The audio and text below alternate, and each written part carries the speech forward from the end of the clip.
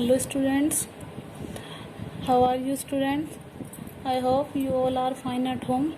Well students, अब तक आप सभी को पता है हमने अपना ट्रांसफॉर्मेशन के बहुत सारे टॉपिक क्लियर किए हैं और उससे रिलेटेड एक्सरसाइज भी हम करते हुए आए हैं। तो स्टूडेंट ट्रांसफॉर्मेशन का जो आपका टॉपिक था वो आपका कंप्लीट हो चुका है और अब हमारा नेक्स्ट टॉपिक स्टार्ट होता है जिसका नाम है डायरेक्ट एंड इनडायरेक्ट स्पीच। यानी कि डायरेक्ट स्पीच किसे कहते हैं और इनडायरेक्ट स्पीच किसे कहते हैं, किस तरीके से इसे सेंटेंस में यूज किया जाता है। तो चलिए स्टूडेंट्स आइए देखते हैं आगे कि डायरेक्ट स्पीच किसे कहते हैं। डायरेक्ट स्पीच, डायरेक्ट यानी कि जिसमें कोई बात बिना घुमाई फिराई कही जाए, जैसे कि इसके वर्ड से मीनिंग समझ आ रहा है। डायरेक्ट मीन्स एकदम डायरेक्टली कहा जाए बिना घुमाए फिराए। एक बार इसमें अर्थ भी देख लेते हैं। वक्ता के शब्दों को ज्यों का त्यों कहा जाए, जैसे कि पायल सेड आई एम प्लेइंग। देखो अगर जब भी बातें कही जाती हैं तो 3 पर्सन होते हैं, एक फर्स्ट, एक सेकंड और एक थर्ड। फर्स्ट पर्सन वो होता है जो बात को कहता है, सेकंड पर्सन वो होता है जो बात को सुनता है और थर्ड पर्सन वो होता है जिसके बारे में बात कही जाती है। तो ये 3 बातें आपको ध्यान रखनी है कि 3 पर्सन होते हैं। अब जो फर्स्ट पर्सन होता है यानी कि वक्ता और सेकंड पर्सन जो कि श्रोता, ठीक है। वक्ता के शब्दों को ज्यों का त्यों कहा जाए। अगर कोई व्यक्ति कोई बात कहता है और आप उस बात को ज्यों का त्यों दूसरे को कह देते हैं, उसमें कोई फेरबदल कोई चेंज नहीं करते, तो उसे हम डायरेक्ट स्पीच कहते हैं। जैसे कि पायल सेड, पायल ने कहा आई एम प्लेइंग, मैं खेल रही हूँ। अब कहने वाली कौन है? पायल, ठीक है। पायल अपनी बात बता रही है कि मैं खेल रही हूँ। और अगर आप जो कि श्रोता हैं सुन रहे हैं पायल की बातों को, तो आप अगर पायल की बात को कि मैं बीमार हूँ, मैं खेल रही हूँ, उसे आई एम प्लेइंग ज्यों का त्यों बोल देते हैं, आई एम प्लेइंग ही बोल देते हैं, तो ये डायरेक्ट स्पीच कहलाती है। आई थिंक आपको समझ आ गया होगा डायरेक्ट स्पीच क्या होती है। जब भी हमें कोई बात कोई व्यक्ति कहता है और हम उसकी बात को ज्यों का त्यों बोल देते हैं, उसमें कोई भी परिवर्तन नहीं करते, ना सब्जेक्ट में, ना वर्ब में, ना अदर, तो उसे डायरेक्ट स्पीच कहते हैं। कभी भी टॉपिक को स्टार्ट करने से पहले स्टूडेंट्स इसका मीनिंग क्लियर होना जरूरी है, ठीक है। तो चलिए अब देखते हैं इनडायरेक्ट स्पीच क्या होती है। वक्ता के शब्दों को श्रोता अपने शब्दों में कहता है। यानी कि जब कोई वक्ता है जिसने अपनी कोई बात बताई है और जो श्रोता है जो उसकी बातों को सुनता है, वो सुनकर के बात को अपने शब्दों में किसी तीसरे व्यक्ति को बताए, तो उसे कहते हैं हम इनडायरेक्ट स्पीच। जैसे कि एग्जाम्पल है यहाँ पर, Payal said that she was playing. Payal ने कहा कि वह खेल रही थी। अब की बार पायल ने ये नहीं कहा कि मैं खेल रही थी, अब की बार पायल ने कहा, क्योंकि कोई और व्यक्ति बता रहा है, कोई सेकंड पर्सन बता रहा है कि पायल ने कहा था कि वह खेल रही थी। समझ गए आप लोग? आई थिंक आपको क्लियर हो गया होगा। जब भी हमें कोई बात बताता है कोई व्यक्ति और हम उसकी बात को अपने तरीके से कहते हैं, अपने शब्दों में कहते हैं, तो उसे हम इनडायरेक्ट स्पीच कहते हैं। तो चलिए देखते हैं स्टूडेंट्स, जो हमारी इनडायरेक्ट स्पीच होती है इसके 2 भाग होते हैं। एक होता है रिपोर्टिंग वर्ब और दूसरा होता है रिपोर्टेड स्पीच। यानी कि एक रिपोर्टिंग वाला पार्ट होता है और दूसरा रिपोर्टेड वाला पार्ट होता है, ठीक है। ये बात ध्यान रखनी है आपको। रिपोर्टिंग जो वर्ब होती है वो कौन सी होती है और रिपोर्टेड जो स्पीच होती है वो कौन सी होती है, इसे देखते हैं एक एग्जाम्पल के थ्रू। हमारा एग्जाम्पल है पायल शेड, पायल ने कहा आई एम इल, मैं बीमार हूँ। तो यहाँ पर जो पायल शेड, ये वाला जो पोर्शन है आपका, पायल शेड,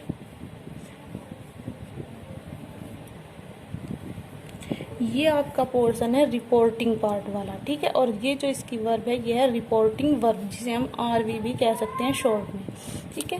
दूसरा हमारा जो पार्ट है आई एम इल, मैं बीमार हूँ, इसे कहते हैं रिपोर्टेड स्पीच, जो कि इन्वर्टेड कॉमा में होती है। जो ये 2 कॉमे लगे रहते हैं इन्हें बोलते हैं इन्वर्टेड कॉमा। तो इससे एक सेंटेंस के 2 भाग होते हैं, एक रिपोर्टिंग वर्ब वाला और दूसरा भाग होता है रिपोर्टेड स्पीच वाला, ठीक है। इसे पूरे को ही रिपोर्टेड स्पीच कहते हैं और यहाँ पर इस रिपोर्टिंग पार्ट की इस वर्ब को रिपोर्टिंग वर्ब कहते हैं। क्लियर हो गया आपको कि जो एक सेंटेंस दिया जाता है डायरेक्ट स्पीच में उसके 2 भाग कौन से होते हैं। ये हमें आगे यूज़ करने होंगे, इसलिए आपको इन्हें क्लियर रखना, याद रखना, समझना जरूरी है। चलिए आगे अब अपने रूल्स पे आ जाते हैं। जो हमारे मेन रूल्स हैं डायरेक्ट से इनडायरेक्ट स्पीच में चेंज करने के क्या रूल होते हैं, क्योंकि अब हमने अर्थ समझ लिया तो क्लियर है स्टूडेंट्स कि अब हमें सीखना है कि डायरेक्ट स्पीच से इनडायरेक्ट स्पीच में कैसे बदलेंगे। ठीक है, हमें जो एक्सरसाइज दी जाएंगी हम उन्हें डायरेक्ट में दी जाती हैं, डायरेक्ट सेंटेंस दिया जाता है इन्वर्टेड कोमा वाला, और हमें उसे इनडायरेक्ट में बदलना होता है। तो फर्स्ट रूल है हमारा, जब भी हम डायरेक्ट से इनडायरेक्ट में बदलते हैं तो 3 रूल, इसमें 3 तरीके से परिवर्तित करते हैं उस सेंटेंस को। सेंटेंस में 3 तरीके से आपको देखना होता है। नंबर 1 वर्ब में परिवर्तन कर सकते हैं आप, नंबर 2 प्रोनाउन में परिवर्तन करते हैं आप, और नंबर 3 होता है निकटता सूचक शब्दों को दूरी सूचक शब्दों में बदलना। तो इनडायरेक्ट में बदलने के लिए आपको 3 चेंज एक सेंटेंस में करने होते हैं, पहले वर्ब, फिर प्रोनाउन, फिर निकटता सूचक नियरेस्ट वाले वर्ब। ठीक है, तो सबसे पहले सीखते हैं वर्ब में परिवर्तन कैसे करते हैं। ठीक है, आपको सेंटेंस दिया जाएगा, उसकी जो वर्ब होगी वो आपको परिवर्तित करनी है। अभी आपको प्रोनाउन या इस तरह के रूल नहीं दिए जाएंगे, पहले आप इन्हें परिवर्तित करना सीखिए वर्ब को, उसके बाद इन्हें, और फिर इन्हें, ऐसे आपको अपने सेंटेंस सीखने हैं। तो वर्ब में परिवर्तन कैसे करें, उसके बहुत सारे रूल हैं स्टूडेंट। तो उसमें जो हमारा फर्स्ट रूल है उसे देखते हैं सबसे पहले। ये फर्स्ट जो रूल है, इसे समझने के बाद आपको एक्सरसाइज जो फर्स्ट है वो बिल्कुल इसी रूल से संबंधित है, वो एक्सरसाइज आपको सोल्व करनी है, इससे अलग नहीं है। तो फर्स्ट रूल ये हमारा, यदि आर मीन्स रिपोर्टिंग वर्ब यानी ये सैड, यदि ये प्रेजेंट में या फ्यूचर में इन दोनों में से कोई में भी हो तो R S means reported speech को, इस वाले पार्ट को, रिपोर्टेड स्पीच को के टेंस में कोई परिवर्तन नहीं होता, टेंस में परिवर्तन नहीं होता। टेंस मीन्स हम वर्ब को नहीं बदलते, प्रोनाउन को बदल सकते हैं लेकिन वर्ब को नहीं बदलते। ठीक है, ये बात आपको ध्यान रखनी है। आपके रूल्स हैं, जितने भी रूल हैं वो आपको इसमें याद भी रखने हैं और समझने भी है।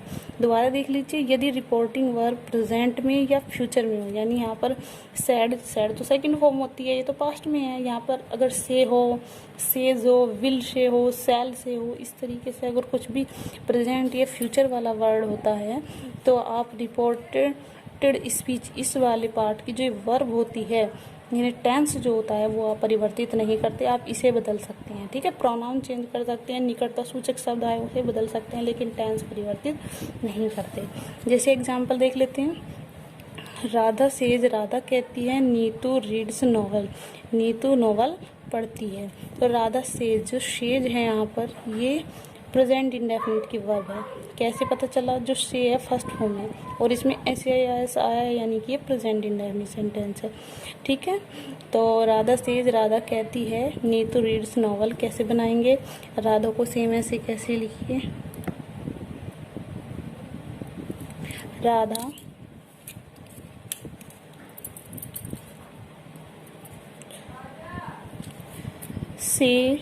सेज को आप ऐसे कैसे लिखिए। ठीक है, इसमें कोई बदलाव नहीं होगा। सेज के बाद अगर टू आता तब हम बदलते, अगर सेज से या सैड ये अकेले आते हैं तो इनमें कोई भी चेंज नहीं होता। इनके बाद अगर टू आता है तीनों के बाद तो उसमें परिवर्तन होता है। वो कैसे होता है वो हमने आगे बताया है। आगे जो हमारा इन्वर्टेड कोमा होता है इसकी जगह दैट लिखते हैं हम, लेकिन कब, लेकिन जब हम असर्टिव सेंटेंस करते हैं। ठीक है, 5 तरह के सेंटेंस की हम इनडायरेक्ट से इनडायरेक्ट बनाते हैं। तो 5 में अगर हम असर्टिव सेंटेंस कर रहे हैं, सेंटेंस असर्टिव है, आपको दिखाई दे रहा है, इसमें कोई इंटरोगेटिव मार्क नहीं है, एक्सक्लेमेटरी ऑप्टेटिव किसी तरह का नहीं है, सिंपल असर्टिव सेंटेंस। तो उनमें कौन सा कंजक्शन यूज किया जाता है, दैट। ठीक है, राधा सेज दैट, आगे जो नीतू है वो ऐसे कैसे, क्योंकि ये एक नाम है, नाम में कोई परिवर्तन नहीं होता। दैट नीतू रीड्स, जो हमारी वर्ब है इसमें हमें कोई परिवर्तन नहीं करना है क्योंकि ये प्रेजेंट में है, रीड्स नॉवल।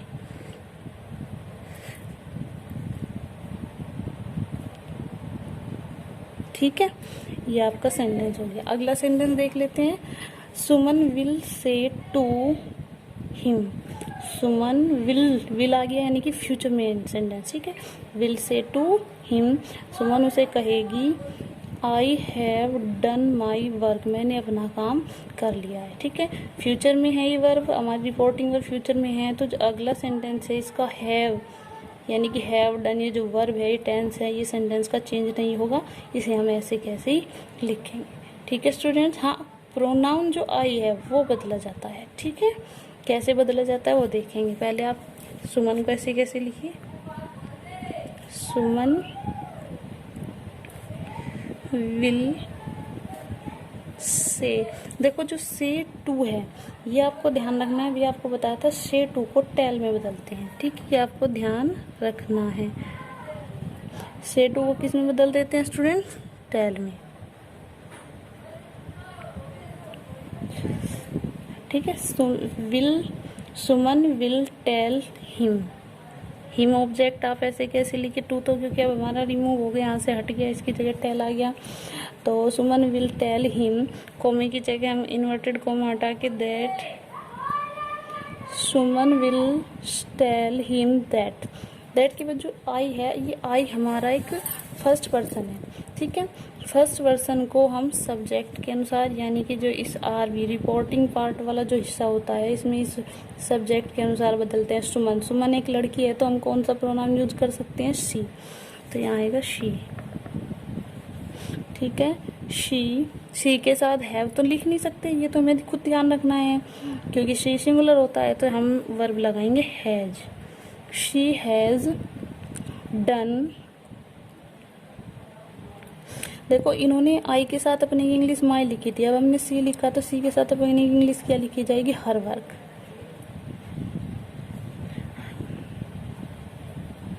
ठीक है स्टूडेंट्स। डायरेक्ट इनडायरेक्ट आपने पहले भी पढ़े होंगे 9th 10th में, 11th में, जो 12th के बच्चे हैं, तो आई थिंक आपको इतनी अधिक प्रॉब्लम नहीं होगी। फिर भी कोई प्रॉब्लम होती है तो आप पर्सनली भी पूछ सकते हैं।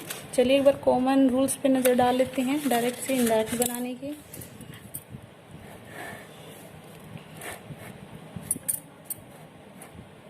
एसर्टिव सेंटेंस में सम इम्पोर्टेंट रूल्स हैं to change into indirect speech. Number 1, comma को हटा देते हैं जब हम इनडायरेक्ट बनाते हैं। नंबर 2, जो छोटे वाला कोमा होता है हमारा, ये इन्वर्टेड कोमा को हटा देते हैं और यहाँ पर छोटे वाला कोमा, इसकी जगह पर दैट कंजक्शन का प्रयोग करते हैं। कब? एसर्टिव सेंटेंस में। नंबर 3, रिपोर्टिंग जो पार्ट होता है उसकी वर्ब को निम्न प्रकार बदलते हैं। जैसे अगर सेंटेंस में सेज आए, शे आए, सेड आए, तो उसके बाद कुछ भी ना लिखा हो तो आप उसे ऐसे कैसे लिखते हैं? सेज से सैड, यानी सेज को सेज में, से को से, ऐसे कैसे, सैड को सैडी, ठीक है। और अगर सेंटेंस में सेज टू आए, से टू आए, सैड टू आए, तो उसकी जगह क्या लिखते हैं? सेज टू की जगह आप टेल्स लिखें, से टू की जगह टेल लिखें और सैड टू की जगह आप टोल्ड लिखें। ओके स्टूडेंट्स, ध्यान रखेंगे आप। ये हम बात कर रहे हैं असर्टिव सेंटेंस की। चलिए 4 रूल देख लेते हैं। सेंटेंस के 5 भाग होते हैं, आपको भी पता है 5 पार्ट होते हैं, तो उन सभी 5 पार्ट की हम डायरेक्ट से इनडायरेक्ट यहाँ पर बनानी सीखेंगे, जिसमें सबसे पहले नंबर का एसर्टिव।